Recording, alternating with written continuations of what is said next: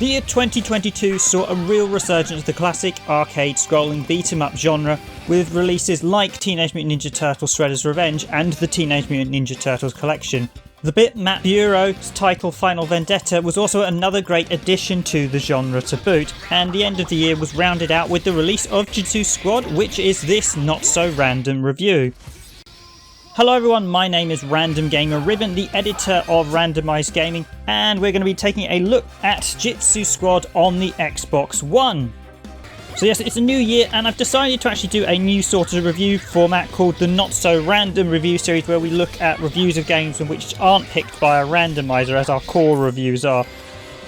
I wasn't going to originally include this in the Now Playing series, but then I thought, as I'm going to do a written version of this review as well at the same time, I thought what I'd do is I'll call the written version Not So Random, and then I thought, you know what, I'll just call the video review Not So Random as well. So yes, this is number one of the Not So Random reviews. Now, Jitsu Squad has recently released. It came out first on PC Steam before it was released on Xbox One, Nintendo Switch, PlayStation 4 and 5 and Xbox Series X and S. It is published by ININ Games and it is developed by Tanuki Creative Studio. Hopefully I've got that right. Its release year is 2022 and of course genre-wise it is an arcade scrolling beat-em-up.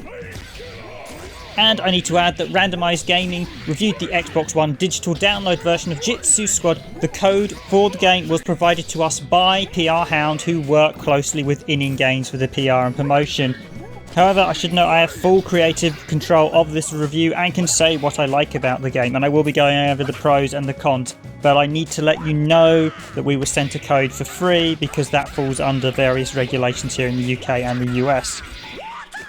As a huge fan of the scrolling beat-em-up genre myself, I spent many a visit to the arcades in the 1980s and 90s to play classics like Technos' Double Dragon, Konami's Teenage Mutant Ninja Turtles 1 and 2, The Simpsons arcade game, and of course the Capcom classic Knights of the Round and Dungeons & Dragons Tower of Doom, to name but a few of the classic games.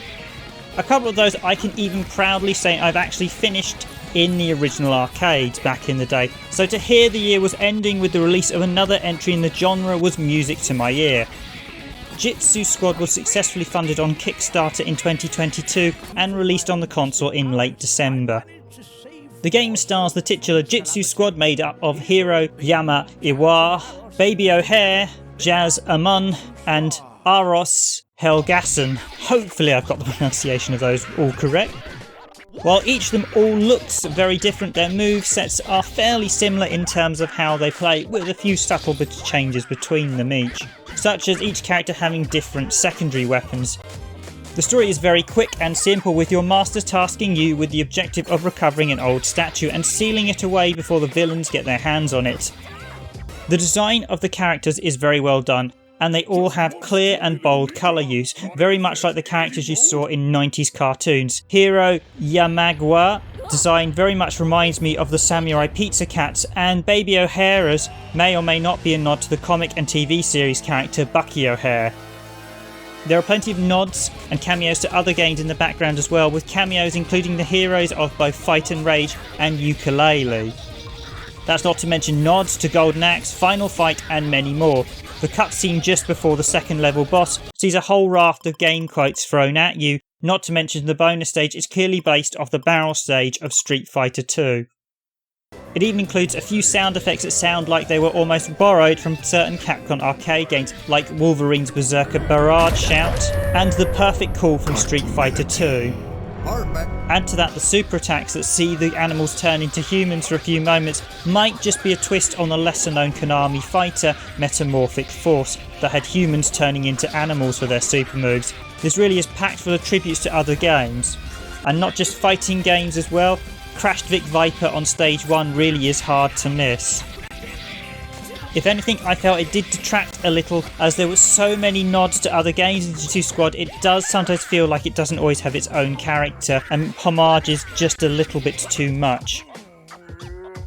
There are a few cutscenes along the way that are nicely drawn, but story plot is never the key focus of these type of games. No, it's all about the combat and the gameplay.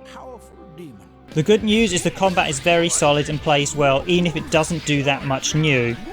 You're also limited to only one default attack button, like the old Konami games, with a second button set up for a secondary weapon once you obtain it. You have a set range of combos and can learn additional moves as you gain scrolls from the enemies, such as the uppercut and fireball for hero, which hugely improve your combat and juggle combo options. There's also a human change super as well that lets you go crazy on all the enemies for about a minute. A grab button just so you can grab and throw on top of the usual jump kicks and jump techniques as well. Finally, the parry counter move allows you to keep the combos going even as enemies attack you, as if you time it just right you can counter with a successful hit.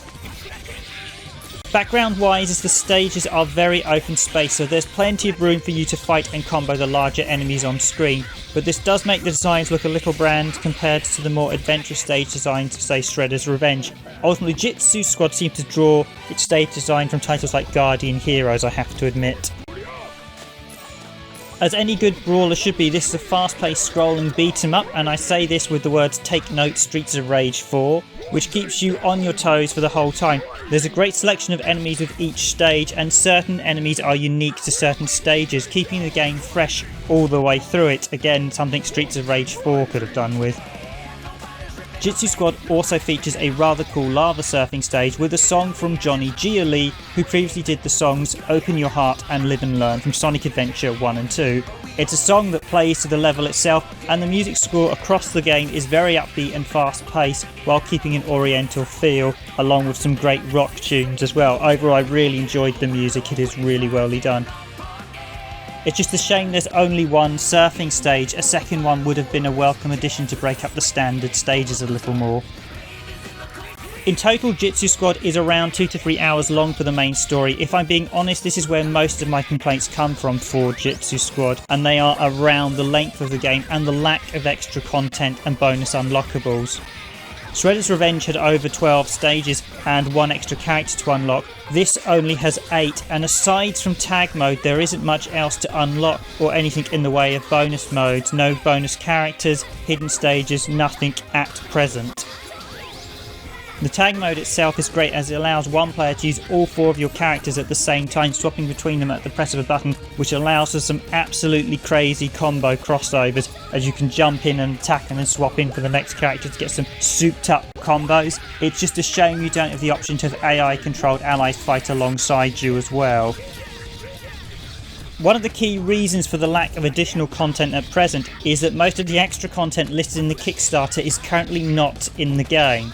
This includes playable bosses, which I would argue really should have been in the base game from the start, along with the boss rush mode. The in-game gallery isn't available either yet, and it remains to be seen which modes will be updated via patches and which will be added in via paid-for DLC in the future. This includes modes such as Speedrun, Stage Remix, Tower Challenge, and the much-needed New Game Plus. However, one mode not mentioned is that there is no online play. Currently it is just local co-op only, which is great as it means no lag when you're playing with friends, and I do wish more games had co-op modes these days. However, if you're unable to get your friends round and you want to play online, you may end up only be able to playing on your own, which is a bit of a downer. An online mode really would be great, but with Tanuki Creative Studio being a small indie team, I know how complex online modes are to add to video games, having worked on online video games in the past myself. I've got quite a few stories I could tell about PlayStation Home, that's for sure. One other odd issue is the game flow of story mode at present. There isn't a pure arcade mode as such. The game flow is somewhat odd and doesn't feel correct to me. Once you beat story mode, your save resets and you can't replay stages again with all the unlocked moves. You can only do so before you finish the game.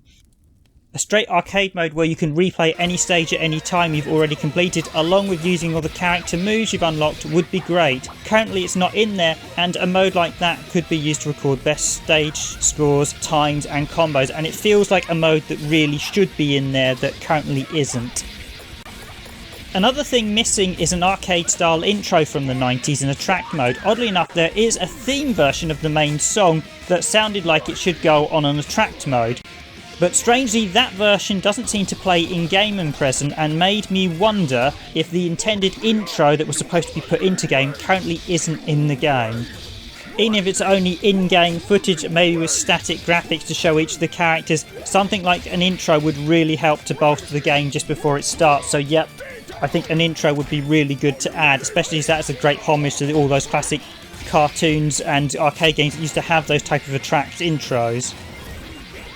Playing on the Xbox One, I didn't encounter any major performance issues, which some people have mentioned I saw in the Nintendo Switch version at present. For me, on the Xbox One, I found the game to play very smoothly, and the only real issue I had was some audio jumping, skipping that seemed to occur every so often. Nothing that breaks the enjoyment of the game, but something I picked up on and was slightly annoying.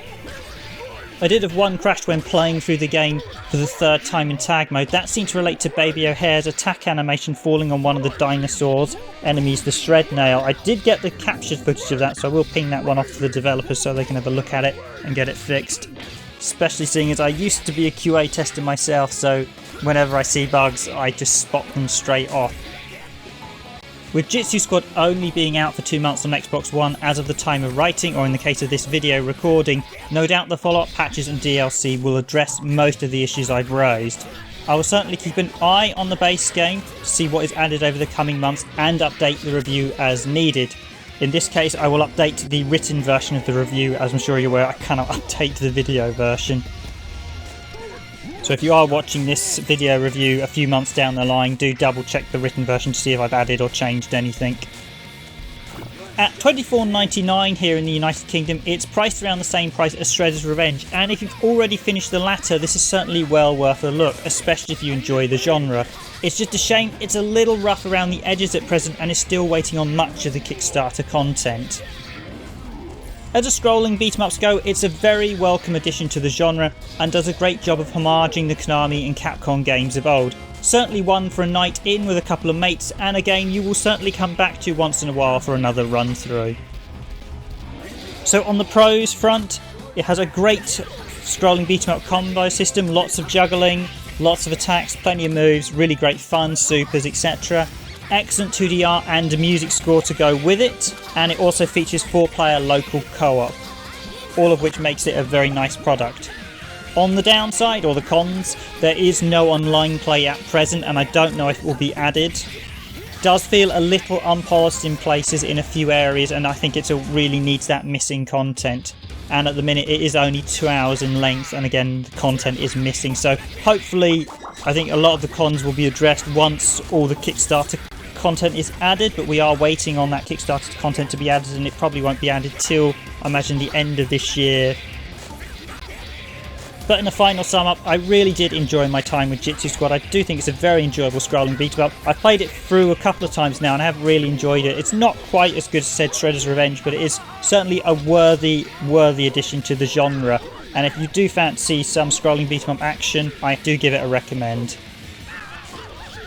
If you did enjoy this review of Jitsu Squad, please do follow us here at Randomised Gaming or subscribe. You can also hit that like button, and you can also find us on Twitch, Tumblr and Twitter, and do check out the Tumblr blog, as that's the main sort of resource blog, and I also stream on Twitch. I did actually do a stream of this on Twitch a few weeks back, and of course you can follow me on Twitter as well, and Randomised Gaming on Twitter. Do let me know what you think of this review, seeing as this is the first not so random review, and I will be back in the near future.